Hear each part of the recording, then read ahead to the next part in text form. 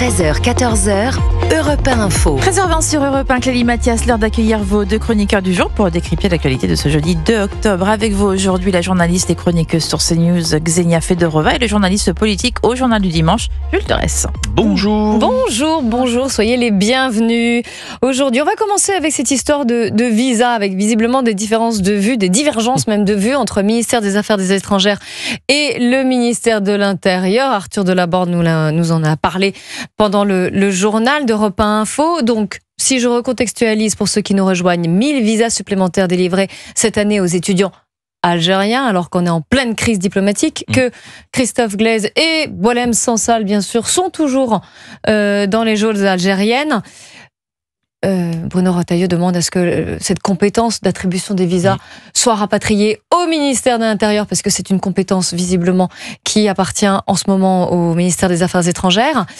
On va en parler, mais j'aimerais comprendre, Jules Torres, au-delà du nombre de visas, au-delà donc que de ce que l'on sait entre le ministère des Affaires étrangères et du ministère de l'Intérieur, de cette compétence, on sait tous que Boualem Sansal et Christophe Glaise sont détenus par les autorités algériennes. On sait tous qu'il y a eu différentes actions qui ont été entreprises avec plus ou moins de succès, plutôt moins de succès d'ailleurs que plus, par la France. Le Quai d'Orsay n'ignore pas la brouille diplomatique. Alors comment expliquer cette délivrance de visa ? C'est toujours cette grande bataille entre la diplomatie des bons sentiments et la diplomatie du ressentiment. Ce sont les mots qu'avait utilisé Jean-Noël Barrot pour justifier sa technique diplomatique face à l'Algérie. Il s'opposait évidemment à celle de Bruno Retailleau, qui est plus pour engager un bras de fer avec l'Algérie.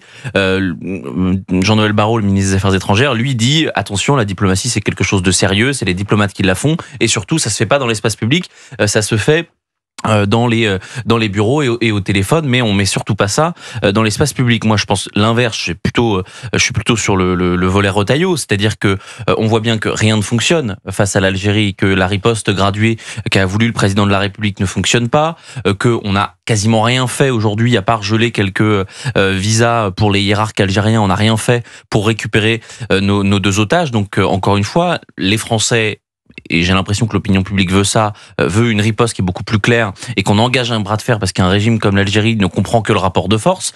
Donc il faut aller sur les transferts de fonds, il faut aller sur les droits de douane, il faut aller sur le gel des avoirs algériens. On l'a fait avec les Russes, je vois pas pourquoi on pourrait ne pas le faire avec les Algériens.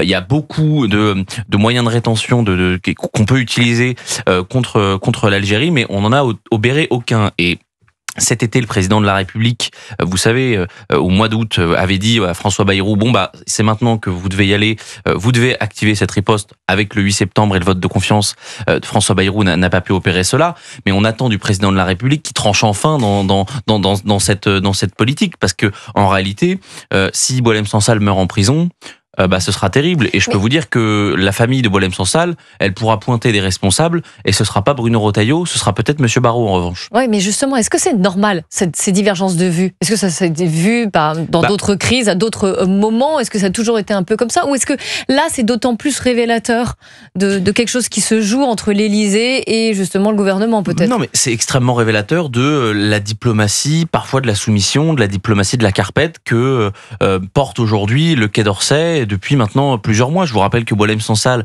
est diplomatie enfermé. De la carpette. Diplomatie de la carpette. Oui, c'est pas un demi-mot, comme on dit. Je maintiens, c'est pas un demi-mot, mais Boualem Sansal est enfermé depuis novembre dernier. Je vous rappelle que le régime algérien n'a pas voulu au départ que son avocat aille en Algérie parce qu'il était juif, qu'on n'a quasiment aucune nouvelle alors que c'est un homme qui a un cancer, qu'il est baladé d'hôpital en hôpital et de prison en prison sans même savoir exactement où il est, que Monsieur Glaise est enfermé depuis quasiment 2 ans maintenant, et que le Quai d'Orsay au départ a demandé à sa famille de ne rien dire, de se taire, parce que justement c'est la diplomatie qui se fait en back-office, enfin derrière, et pas dans l'espace public. De fait, Christophe Glaise est depuis 2 ans dans les geôles algériennes, Boualem Sansal est depuis novembre dernier, et on n'a toujours pas de nouvelles, et on n'a toujours pas de Boualem Sansal et de Christophe Glaise qui reviennent en France. Xenia Fedorova, un mot ? Moi, je pense que peut-être il y a aussi des intérêts commerciaux derrière, parce que si on regarde la France et l'Algérie, ils ont toujours les contrats pour les livraisons des gaz. Si je me trompe pas, c'est le 3e pays après Norvège et les États-Unis, encore quand même livraison des gaz. Après, il y a toujours ces intérêts commerciaux. Il y a aussi une grande diaspora algérienne en France qui peut-être la raison pourquoi ça reste finalement que la communication et pas les grandes pas. Si je regarde par exemple comment c'est fait entre Algérie et Italie, il faut pas oublier aussi Sahara occidental. C'est quelque chose qui la France a reconnu comme qui s'appartient au Maroc.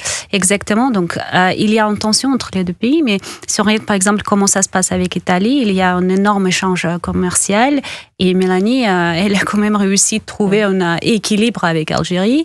Et aujourd'hui, c'est le premier pays pour la livraison des gaz. Donc je pense qu'il y a plus... Il n'y a pas le même passé, effectivement, entre l'Italie et la France vis-à-vis de l'Algérie.